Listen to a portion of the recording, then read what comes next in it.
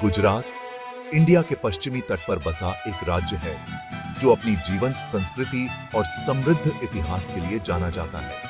प्राचीन सिंधु घाटी सभ्यता से लेकर आधुनिक आर्थिक महाशक्ति बनने तक गुजरात ने साम्राज्यों का उत्थान और पतन देखा है। महान राजा विक्रमादित्य और महात्मा गांधी की यह भूमि भारतीय इतिहास में विशेष स्थान रखती है। एक लंबी तट रेखा के साथ यह समुद्री व्यापार का केंद्र बनकर उभरा। साबरमती और नर्मदा नदियों द्वारा पोषित इस क्षेत्र के उपजाऊ मैदानों ने कृषि को बनाए रखा है। गुजरात के लोगों ने भारत के विकास में बड़ा योगदान दिया है। गुजरात की कहानी सभ्यता की शुरुआत से सिंधु घाटी सभ्यता के समय की है, जो दुनिया की सबसे पुरानी शहरी संस्कृतियों में से एक है। लोथल और धोलावीरा के प्राचीन शहरों की खोज इस क्षेत्र के प्राचीन अतीत का प्रमाण है। ये शहर अपनी सुनियोजित सड़कों और परिष्कृत जल निकासी व्यवस्था के साथ एक अत्यधिक उन्नत समाज को प्रकट करते हैं। साबरमती नदी के तट पर स्थित लोथल एक प्रमुख बंदरगाह शहर था, जो सिंधु घाटी को मेसोपोटामिया से जोड़ता था।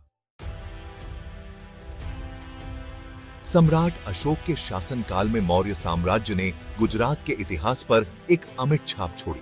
स्तंभों और चट्टानों पर खोदे अशोक के शिलालेख उनके शासनकाल और इस क्षेत्र में बौद्ध धर्म के प्रसार के प्रमाण हैं।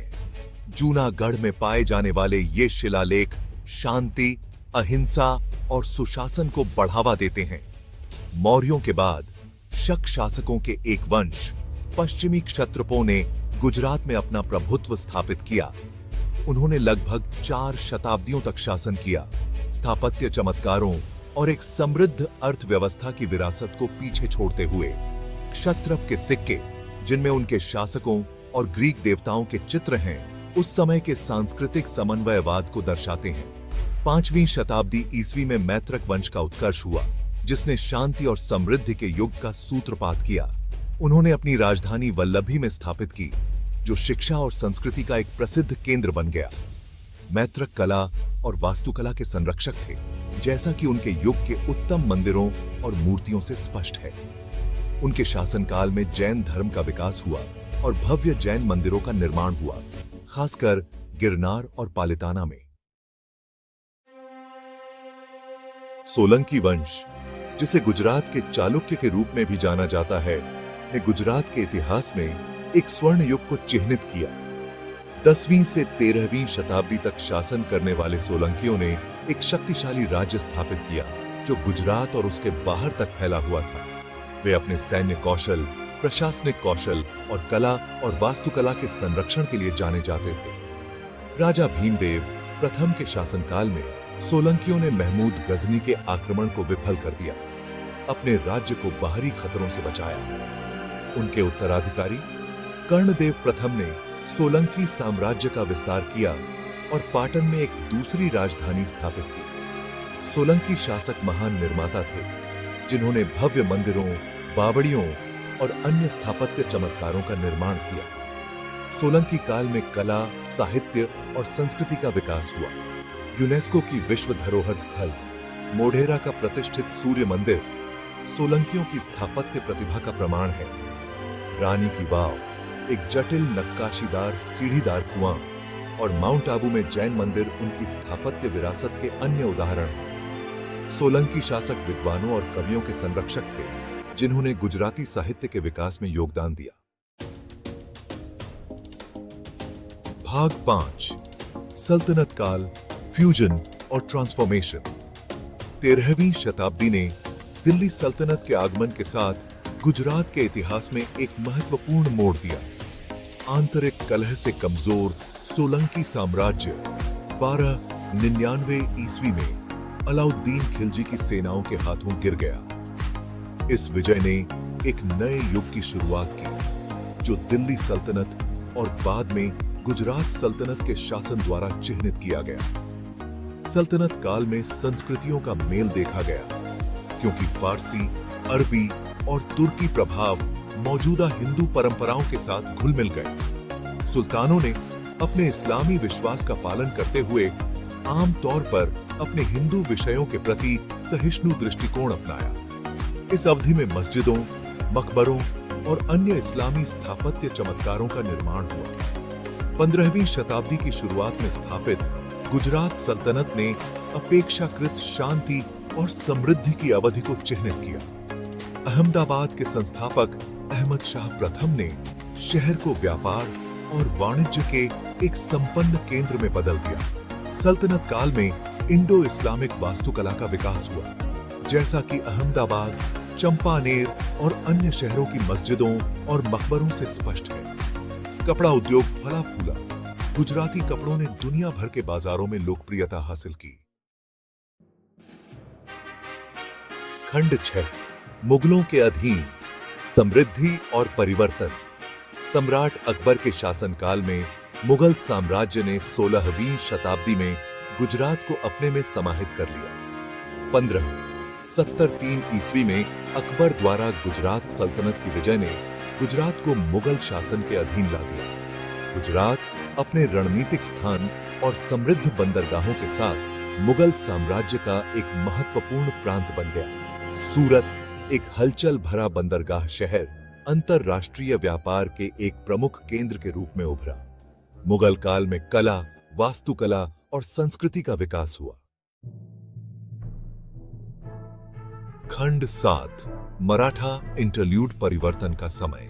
18वीं शताब्दी में मुगल साम्राज्य का पतन और क्षेत्रीय शक्तियों का उदय हुआ। दक्कन के एक योद्धा समूह मराठा पश्चिमी भारत में एक दुर्जय शक्ति के रूप में उभरे।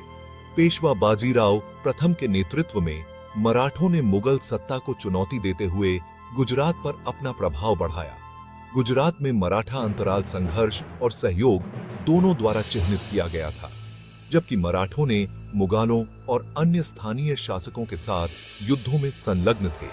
उन्होंने गठबंधन भी बनाए और अपना प्रशासनिक नियंत्रण स्थापित किया। मराठा काल में गुजरात के राजनीतिक परिदृश्य में बदलाव देखा गया, जिसमें पेशवा और उनके सरदारों या कमांडरों का काफी प्रभाव था। गुजरात में मराठा शासन हालांकि अपेक्षाकृत अल्पकालिक था, इस क्षेत्र के इतिहास पर महत्वपूर्ण प्रभाव पड़ा। मराठा अपने सैन्य कौशल और प्रशासनिक दक्षता के लिए जाने जाते थे। उन्होंने राजस्व सुधारों को लागू किया और स्थानीय प्रशासन को मजबूत किया। उन्होंने मंदिरों का भी संरक्षण किया और गुजरात के सांस्कृतिक जीवन में योगदान दिया।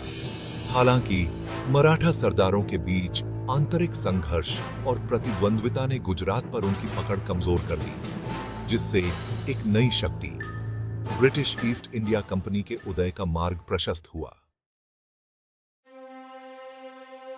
खंड 8, ब्रिटिश राज, उपनिवेशवाद और प्रतिरोध। 18वीं शताब्दी में ब्रिटिश ईस्ट इंडिया कंपनी का आगमन गुजरात के इतिहास में एक महत्वपूर्ण मोड़ था। अंग्रेज, शुरू में व्यापारी, धीरे धीरे अपना प्रभाव बढ़ाते गए। भारत के भीतर राजनीतिक विखंडन और आंतरिक संघर्षों का फायदा उठाते हुए संधियों, विलय और सैन्य जीत की एक श्रृंखला के माध्यम से ब्रिटिश ईस्ट इंडिया कंपनी ने गुजरात पर अपना प्रभुत्व स्थापित किया। इसे बॉम्बे प्रेसिडेंसी में शामिल किया। ब्रिटिश राज ने गुजरात के प्रशासनिक, आर्थिक और सामाजिक क्षेत्रों में महत्वपूर्ण बदलाव लाए। अंग्रेजों ने प्रशासन, राजस्व संग्रह और कानून की नई प्रणालियां शुरू की। उन्होंने मुख्य रूप से अपने औपनिवेशिक हितों की पूर्ति के लिए रेल मार्ग, नहरें और अन्य सार्वजनिक कार्यों का निर्माण करते हुए बुनियादी ढांचे का विकास किया। हालांकि ब्रिटिश शासन का गुजरात के लोगों ने विरोध किया। 1857 में स्वतंत्रता का पहला युद्ध, हालांकि उत्तर भारत में केंद्रित था, गुजरात में प्रतिध्वनित हुआ।